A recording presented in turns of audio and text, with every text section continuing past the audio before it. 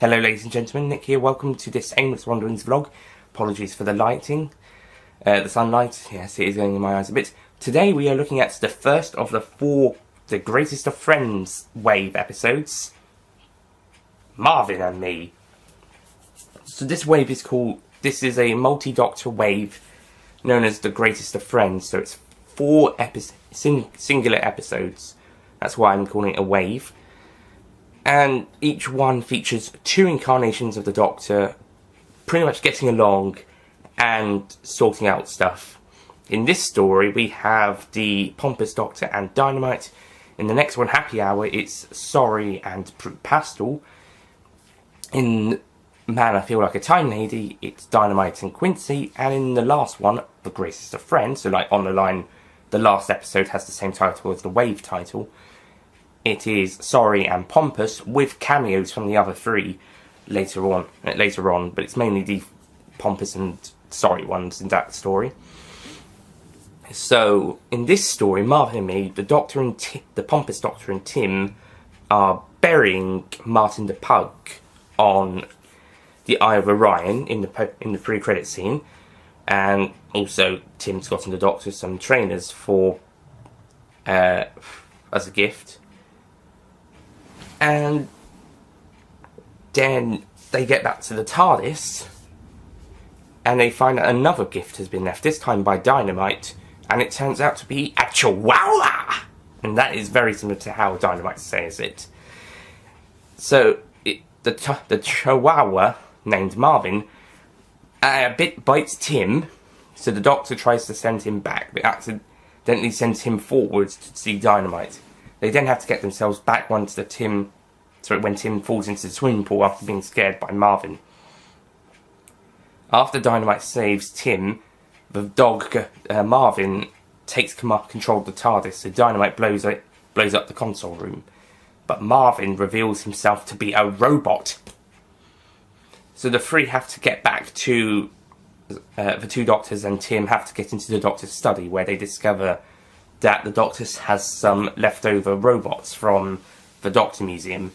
So they use a Pompous and Dynamite robot to distract Marvin whilst they, pretty much just blow him up with destroy him with a cannon.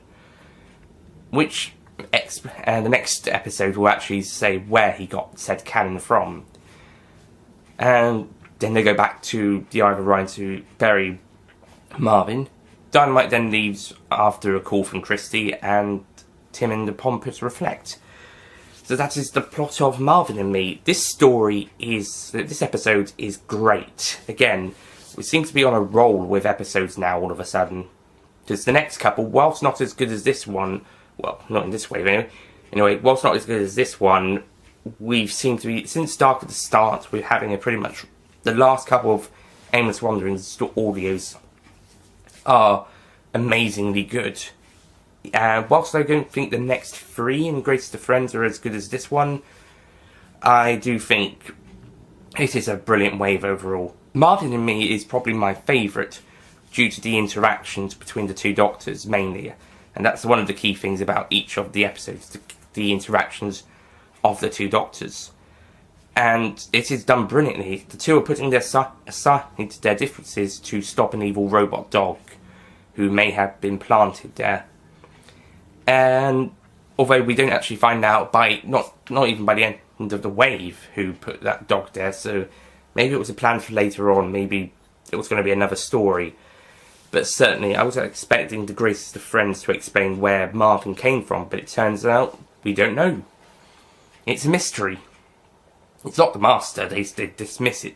They dismiss that and the Master never brings it up in The Greatest of Friends, where he does appear. But, yeah, it's a bit of a shame we don't know.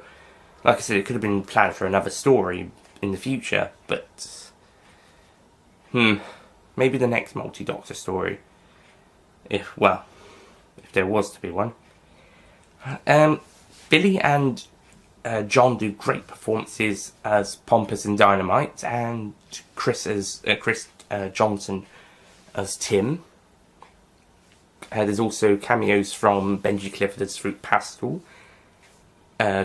Christy gets a cameo, and Crystal D does a good job there. And oh my goodness, Marvin talks. Marvin gets some talking moments, and Daniel Sherratt's voice is perfect for Marvin. It's just a shame we didn't get to hear more of him, because he is so funny. It's there. And the TARDIS has a roof hatch, apparently. That's great. What does it on the roof? Does it open near the light? That would be such a good idea to see on screen. So cool. And lots of great stuff. Lots of great execution, and it's a lot of fun. So overall, Marvin and Me gets a nice little 10 out of 10. Didn't really find anything wrong with this one either, to be honest. It's a really great episode. I have nothing but positives to say about this one. Nor do I have anything but positives to say about Dark at the Start. However, I do think the rest of the Greastest of Friends wave isn't as good as this story. But stay tuned, there will still be a good couple of stories left. And we've got some more great ones following. So thank you for watching, and I'll see you guys next time. Goodbye. Don't forget to click below to subscribe to the official Nicholas Payne Retro YouTube channel.